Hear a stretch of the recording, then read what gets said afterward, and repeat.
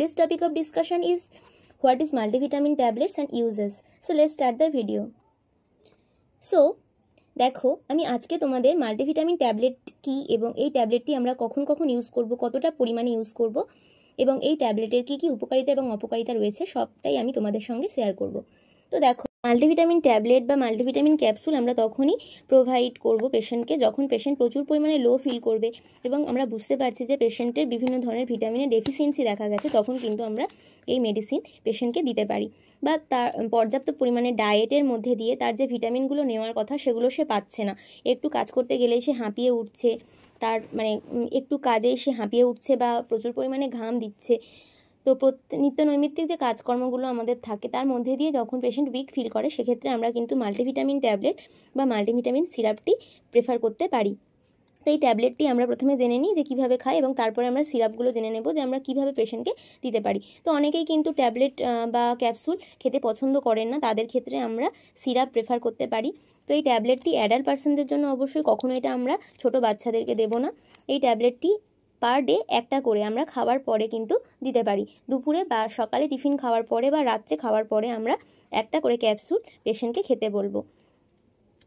তো সিরাপটা সম্পর্কে জেনে নেওয়া যাক। সিরাপ বললাম তোমাদেরকে যে ক্যাপসুল অনেকেই পছন্দ করে না, তো এটা অ্যাডাল্ট পার্সনদের জন্য এই সিরাপটি আমরা কতটা কি দিতে পারি সেই সম্পর্কে জেনে নিই। তো দেখো এই সিরাপটি আমরা কিন্তু 5 ml অ্যান্ড 5 ml করে এই সিরাপটি আমরা প্রোভাইড করতে পারি। তো দেখো এই সিরাপ, এই যে মুখ আছে, এই মুখের দুটো হচ্ছে মুখ, বা তোমরা 5 ml এর একটা যদি ওই মেজারিং কাপ থাকে তো সেইভাবে কিন্তু তোমরা পেশেন্টকে একদিনে মানে দিনে একবার 2 চামচ খাওয়াতে পারো।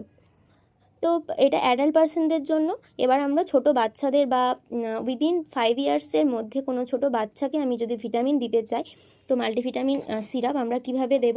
তো দেখো এটা ছোট বাচ্চাদের জন্য এই মেডিসিনটি তোমরা দিতে পারো। তো এই সিরাপটি কিন্তু খুবই মানে একটা যেহেতু ফ্লেভার্ড, তো এটা পেশেন্ট খেতেও খুবই পছন্দ করে। তো যদি পেশেন্টের বডি ওয়েট অনুযায়ী কিন্তু আমাকে পেশেন্টকে প্রোভাইড করতে হবে। তো 10 কেজি ওজন হলে আমরা 5 ml পর্যন্ত দিতে পারি এবং তার উপরে যখন ওজন হবে এবং উইদিন 5 ইয়ার্স পেশেন্টের এজ হবে সেক্ষেত্রে আমরা এই মুখের 2 চামচ বা তোমাদের কাছে মেজারিং কাপ থাকলে 10 ml তোমরা অ্যাট এ টাইম দিনে একবার পেশেন্টকে দিতে পারো। তো প্রত্যেকটা মেডিসিনের যে সাইড এফেক্টস থাকে এটাও কিন্তু এখানেও বিভিন্ন ধরনের সাইড এফেক্টস দেখা যায়। এই মেডিসিনগুলো এক্সেসিভ পরিমাণে খাওয়ার ফলে বিভিন্ন ধরনের সমস্যা কিন্তু তৈরি হতে পারে। তো কী কী ধরনের সমস্যা তৈরি হতে পারে দেখো, নজিয়া, ডায়রিয়া, প্রচুর পরিমাণে এই মেডিসিন খাওয়ার ফলে দেখা যায় যে কোষ্ঠকাঠিন্যের সমস্যা দেখা যেতে পারে। আর কি অ্যালার্জিক সমস্যা অনেকের দেখা যায়, কারণ এখানে যে কম্পোজিশনগুলো আছে সেক্ষেত্রে সেসবে অনেকের অ্যালার্জি থাকতে পারে, তো সেই জন্য কিন্তু অ্যালার্জিক সমস্যা দেখা যায়। আর ড্রাগ স্টুল দেখা যায়, পায়খানার রং অনেক সময় কালো হয়ে যায় অ্যান্ড মাথার যন্ত্রণা হতে পারে। তো এক্সেসিভ পরিমাণে কোনো কিছুই আমরা ইউজ করব না। তো এই সিরাপ দুটি আমরা যে পেশেন্টগুলো ক্যাপসুল পছন্দ করে না তাদের ক্ষেত্রে অ্যাডাল্টের জন্য এই সিরাপটি এল্ডারভিট রেড, অ্যান্ড যদি পেশেন্টের বয়স উইদিন 5 ইয়ার্স হয় সেক্ষেত্রে আমরা লাইকনভিট এই সিরাপটি কিন্তু মানে পেশেন্টকে প্রেফার করতে পারি। আর যদি পেশেন্টের মানে সিরাপ ট্যাবলেট কোনো কিছুতেই প্রবলেম না থাকে সেক্ষেত্রে তোমরা মাল্টিভিটামিন অ্যান্ড মাল্টি মিনারেলসের এই যে ট্যাবলেটটা বা ক্যাপসুলটা তোমরা কিন্তু প্রেফার করতে পারো। তো আজকে আমার ভিডিওটি ছিল মাল্টিভিটামিন ট্যাবলেট কি এবং আমরা এটা কখন পেশেন্টকে প্রোভাইড করতে পারি।